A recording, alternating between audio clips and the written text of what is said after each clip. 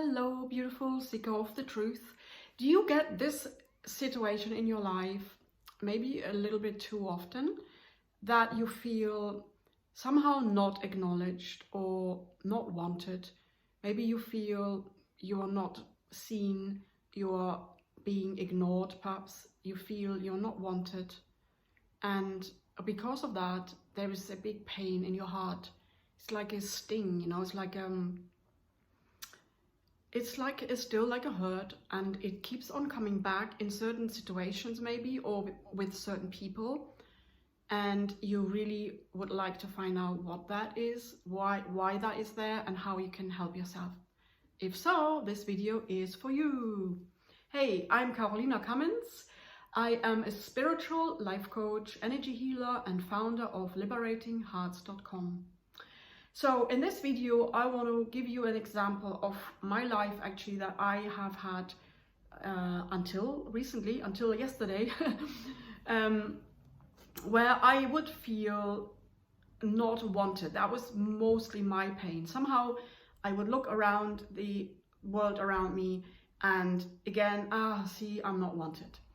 So what happened, and what usually happens, as I can sort of generalize and then I tell about my example, what we grow up with, we create a belief, usually through assumption.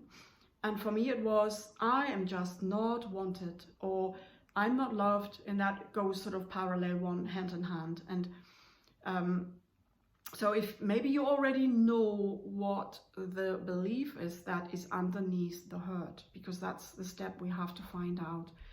So, or you are just aware of, maybe you've done a lot of work for a loved one, a family member who was ill. Maybe you've been caring for someone, or maybe you've been a single parent and you've done the raising of your children, maybe more than one or two. And nobody's ever acknowledged what you've done, or maybe you have a certain pain coming up and people know about it or so, but nobody notices it, or they don't say anything about it. You feel not acknowledged or not seen or not heard. And so for me, my example, the feeling of not being wanted usually comes up when I go dancing tango. I've done that since 2006, and even I've got a lot of experience now, and I get maybe, a nice flow of dances for the first time, for the first hour, say, and then nothing. And I sit there and, why is nobody asking me? I mean, I'm trying to get dances myself, of course. I am active, and maybe nothing happens, for another hour. And then this little feeling comes up again. It's not there a lot because I've done a lot of work already, but there's a little bit there that still feels, oh, I'm just not wanted. And, I just not good enough, or I am not advanced enough, or this sort of stuff comes up that the mind adds to the pain that I'm feeling. And at the beginning, it was this perception that I am not wanted because of something that happened when I was 3 or 6 weeks old. And I created the assumption that I wasn't wanted. And then what happens? The mind adds more to it. You're just not good enough. Nobody wants you. You'll never end up, successful, or, just forget about it. Just, no, this is your limit. You can't get any further. And God knows what story your mind might be telling you. But be aware, it's a story that the mind adds to one belief that is running in your unconscious mind. And because it's been left uninvestigated, the mind has been, creating a little bit of a monster around this, possibly, where it's becoming maybe a big hurt for you, a really, really big hurt. And maybe it's hindering you to create a relationship, or to attract a relationship towards, yourself. Or maybe it affects you in your work life, and you feel like, oh, you're not good enough, and maybe you screw up, you do things wrong at work, and then you get told off by the boss. And notice, so what I want you to notice is that, first of all, that what the mind is doing, and to not allow that to happen, to not buy into the story that the mind is telling you. And because it's all made up, it's just added to what was perceived, right? It wasn't even true, the perception wasn't even true, And And then find out, you know, what your inner critic might say, what the mind story is, and stop it. Just tell yourself, no, I will not entertain that anymore. I will not believe that anymore. I'm now aware of it. And because you're aware of that, what the mind is doing, you don't have to carry on with it. So you need a little bit of willpower, a little bit of intention or dedication to stop it. And then feel into it. So maybe, you know, when I'm coming home, sometimes from tango, I have to tune into it and I go into the feeling. I allow the feeling to be there. I am choosing to be fully present with it. And this is the must. Instead of maybe distracting yourself or avoiding yourself or telling yourself, no, I'm okay, really. Oh, it's just a little thing, it's nothing. Even if it's just very little, it still needs to be looked at because it does have an effect. It's a lower vibration and it has an effect. And so the story goes like, for me, I feel a little bit unwanted. And therefore, that little feeling, that unresolved feeling in my unconscious mind is creating the scenario that in the second hour of the dance event, nobody's asking me anymore. And underneath all that, I've been working with it today and yesterday, and it's actually thinking that I'm not good enough, I'm not perfect enough, I'm not advanced enough, and therefore people don't want me. I'm making mistakes, that's no good. They are not excusing my mistakes, of course not, because I'm not excusing them. And so what I've learned now is to actually stop the inner criticizing. And because I feel I need to be perfect in order to be wanted. And so from now on, I am going to praise myself. You've done that great. That worked well. That was fun. That felt good. You know, I did that. So-and-so asked me to dance. You know, some of the advanced dancers asked me to dance. And whatever. And not just in the dancing world, but every day I do something, you know, for my business. I write an article or I do something on my website and I praise myself for the smallest little thing. And I've known about this for quite a while, but my mind has just missed it. This is so very typical.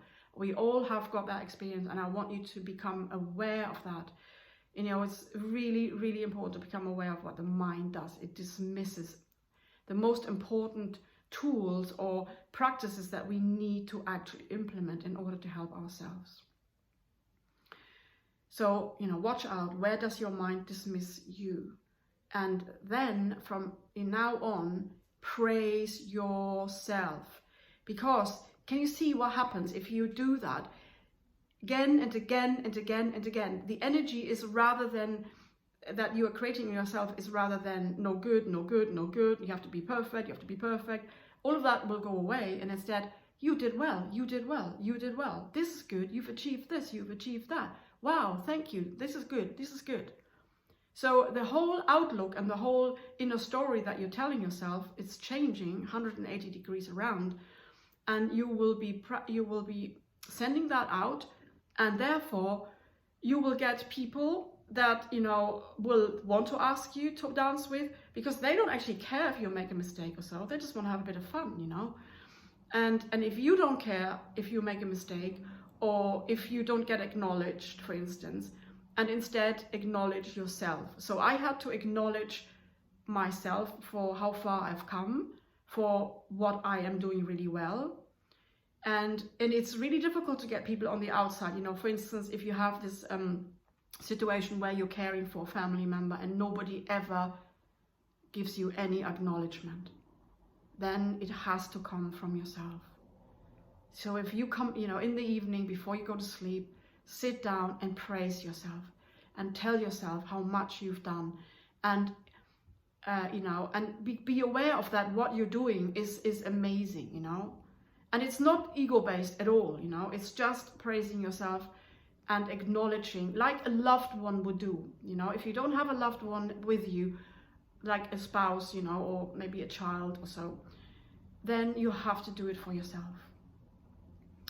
And then another I want to give you another very important, very vital exercise or practice that you can do for yourself that changes everything. Instead of, you know, wanting to be perfect and going in that mode and, you know, and think, oh, again, I did it wrong. Oh, I made a mistake again. Oh man, you know, and when am I going to get better, and so on. Instead, I now saying to myself, when it comes, maybe it doesn't affect or apply so much to the tango example, but it could apply to a relationship, you know, with anybody, whoever, it's partner or parents or children. And instead of feeling, you know, say if I get hurt because of them, somebody outside of me, and I feel hurt, I'm not wanted, because that's a very ego-based longing. You know, the ego wants to be loved, the ego wants to be wanted, wants to be acknowledged and validated and seen and heard.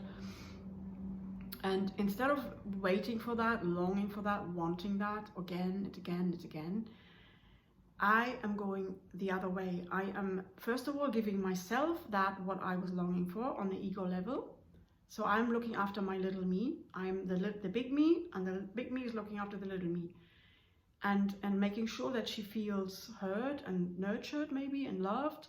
And then I'm sending my energy out from my heart, from my love, and I'm asking, how can I be of service?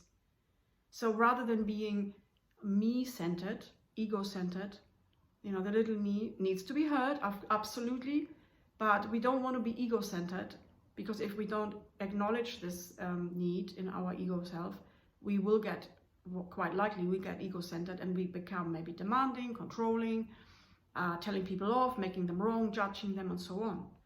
But to say instead, how can I be of service? So you completely forget about yourself then, and your outlook is from your heart. So you're with yourself, with your heart, and you're looking out around the environment, in your family, maybe in your friends, in your cycle of friends. How can I be of service? Who could I help? And that really works, a charm, you know. It really is completely, you know, your focus is moving out of the ego mind, and it's moving back to the bigger picture. Because we are here, our life, like Neil Donald Walsh said in his books, Conversations with God, and God said to him, it's not about you. This whole thing is not about you. And when we get that, when we learn that yes, we have to look after ourselves, and we have to give to ourselves what we need, and then we look out and what can we do? What can we do to help everybody else? And then we feel fulfilled, we feel loved straight away, because we are actually doing this serving from our love. And that feels completely different. Okay, I hope this helped you. Let me know if it was useful. I would love to hear from you.